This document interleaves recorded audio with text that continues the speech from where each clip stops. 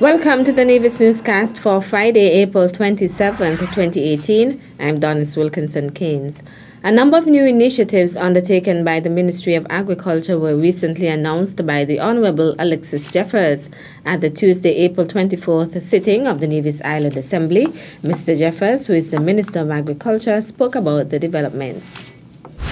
We are now at the point where we have initiated a new unit at the Department of Agriculture, which is a livestock extension unit, which their job is to improve the genetics and improve the meat production here on Nevis. So most of the experiment that we'll be doing in terms of improving our livestock, the genetics of our livestock, will be done at Madden's, and also improvement of our meat production will be done at Indian Castle.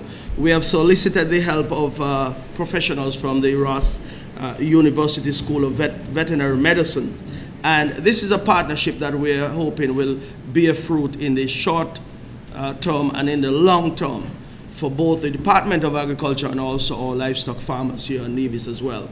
They are eager to work with us, and we are happy that they have consented to give us some support in that regard.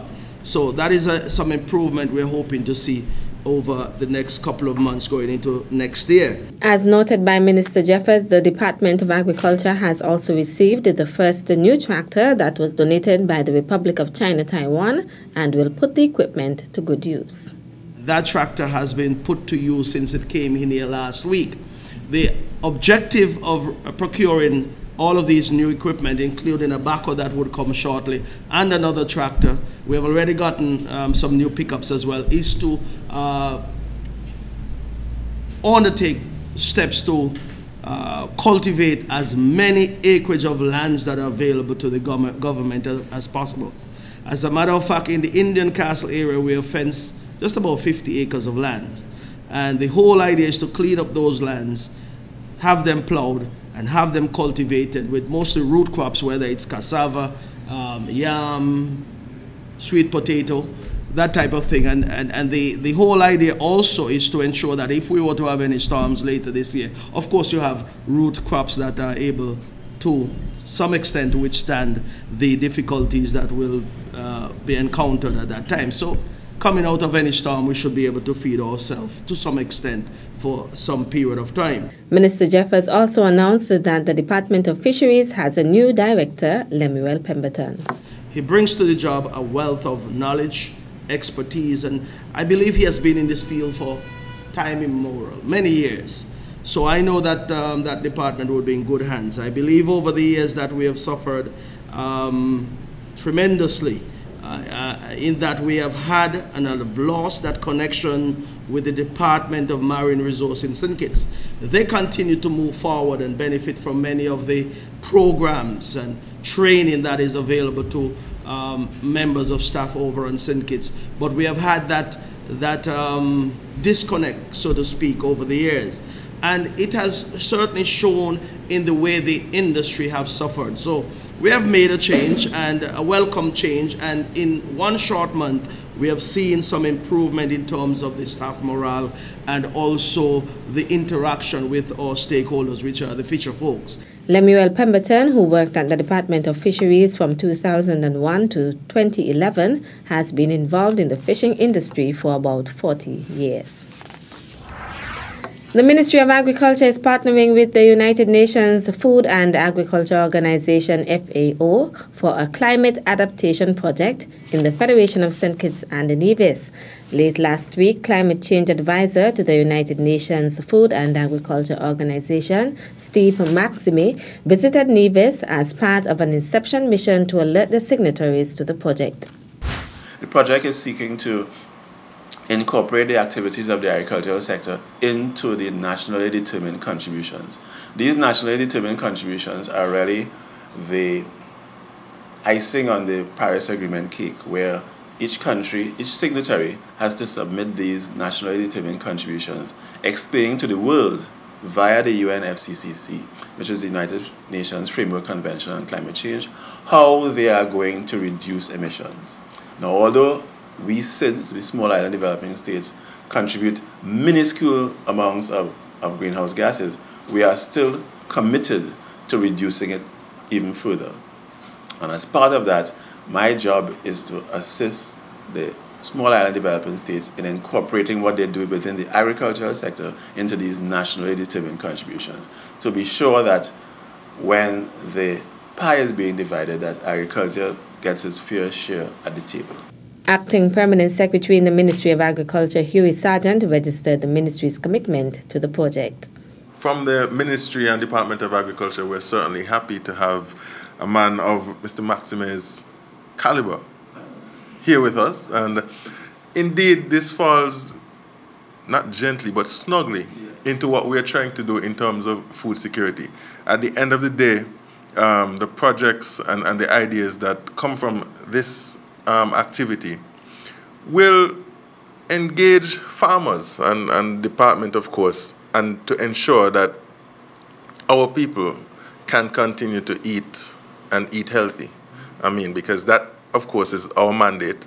And while there is external funding available, and certainly we'll want to tap into quite a bit of it, not just some, quite a bit of it, so that we can ensure that our farmers and the department can function in an environment that ensures sustainability. Also attending the meeting held at the Department of Agriculture at Prospect were Director Randy Elliott, as well as other employees of the Department of Agriculture.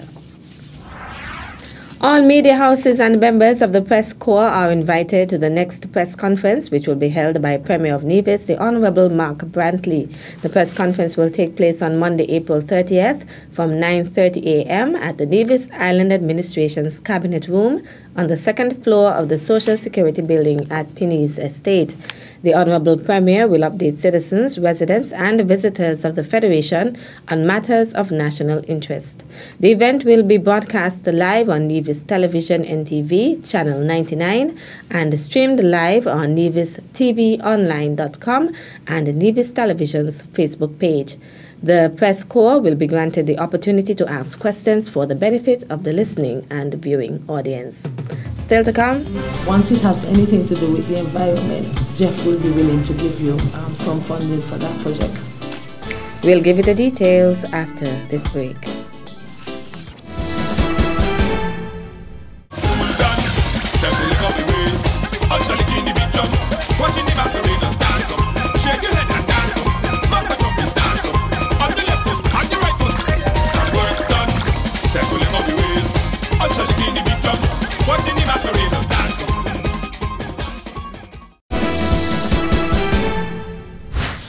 Welcome back. Community groups on Nevis are invited to learn more about a program that can provide them with financial and technical support for community-based projects. The Global Environment Facility GEF Small Grants Program and the United Nations Development Program UNDP will be holding a series of community meetings over the next 3 weeks. The meetings, which will be held in collaboration with the Department of Community Development, seek to share information on the Small Grants Program and to encourage groups to access funding for projects that would benefit their communities. An individual cannot apply for him or herself. It has to be on behalf of a group. So they mostly will be looking at having community groups present at the meetings that they're having. So, I just want to let you know that the groups themselves who will be, if you wish to apply for a small grant fund, it means that your community group should be registered, or let me say well structured, because all of that they will be looking at when you come to apply for a grant. Once it has anything to do with the environment, Jeff will be willing to give you some funding for that project. St. Kitts would have gotten a lot of their project funded, and they want to factor in Nevis because they think that they have not been receiving enough projects from Nevis, and so they are there to encourage Nevision, especially Nevision groups, to apply for funding for work, something to do with your community.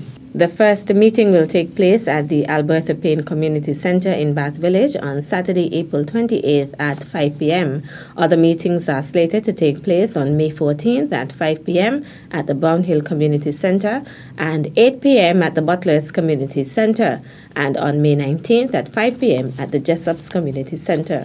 For more information, persons can contact Director Janet Maloney at the Department of Community Development or Eilis Watts, National Coordinator of the Jeff Small Grants Program at 662-3135. Today, students of the 8 primary schools who took part and won races in the Gulf Insurance Primary School Championships received their medals and trophies, which were presented by sponsors of the event at the St. Paul's Anglican Church Hall. Permanent Secretary in the Ministry of Education, Kevin Barrett, announced the winners and runners-up of the A and B divisions. Division B champions 2018, Elizabeth Pemberton Primary School. Could somebody please come and collect this beautiful trophy for the Elizabeth Pemberton Primary School Division B champions for the Gulf Insurance Primary School Championship 2018. Each athlete who placed first, second, or third in their respective races were presented with medals by representatives of sponsors Flow and Gulf Insurance. The Permanent Secretary announced the class champions from the various schools. Kaisha Nisbet of the St. Thomas's Primary School was awarded Class 7 champion for girls, while the Class 7 champion for boys was Javante Maynard, also of the St. Thomas's Primary School. Girls Class 6 champion came from the Violet O. Jeffers Nichols Primary School in the person of Kiara Hanley, while the boys Class 6 champion came from the St. Thomas's Primary School, Giovanni Hamilton. Zane Underwood of the Mount Cross Preparatory School was awarded Girls Class 5 champion. Jaheim Robinson of the St. Thomas's Primary School and Kevonte Hobson of the Joycelyn Libert Primary School were awarded Boys Class 5 champion. Samaya James of the St. Thomas's Primary School was awarded Class 4 champion for girls, and Isaiah Skeet of the Charleston Primary School was awarded Class 4 boys champion. Class 3 champion for girls went to the Ivor Walters Primary School in the person of Jaliska Mills, and the boys Class 3 champion went to Jerick Daniel of the Joycelyn Libert Primary School. Tiana Griffin of the Joycelyn Libert Primary School was awarded Class 2 champion for girls, and Kenwan Freeman of the Ivor Walters Primary School was awarded Class 2 champion for boys. There was a tie for the girls Class 1 champion between the Elizabeth Pemberton Primary School's Shadi Bridgman and Sasha Paris of the Mount Cross Preparatory School, while the Elizabeth Pemberton's Romaria Daniel was awarded Class 1 champion for boys. The victorious Lodorum of the Gulf Insurance Primary School Championships 2018 went to Samaya James of the St. Thomas's Primary School and Tiana Griffin of the Joycelyn Libert Primary School. The Victor Lodorum went to Romaria Morgan of the Elizabeth Pemberton Primary School. The Permanent Secretary gave words of advice to the students. You're going into a term that is very, very important to you, especially the grade 3, the grade 4, the grade 5, and the grade 6. And so I want you to translate or transpose that effort that you did last term with your athletics that helped you to do so well. I want you to transpose that effort to your classwork. And the reason why I'm telling you that is because very soon you are going to be doing your end of term tests. And I want everyone here to do their best. But just like you cannot do your best if you do not practice with your athletics, it's the same thing that is going to happen with your schoolwork. If you want to do your best, you have to practice your schoolwork. On Wednesday, 28th March, the day of the actual event, a number of medals and trophies were presented to the winners of the 400, 60, and 1200 meter races at the newly built Nevis Athletics Stadium at Long Point. That's it for this edition of the Nevis Newscast. On behalf of all of us here at the Department of Information, thank you for viewing. At a loss as to what's going on in Nevis? Tune into NNC on NTV. Don't worry if you don't have cable either. NNC will bring the news to you wherever you are. Facebook and Facebook Live.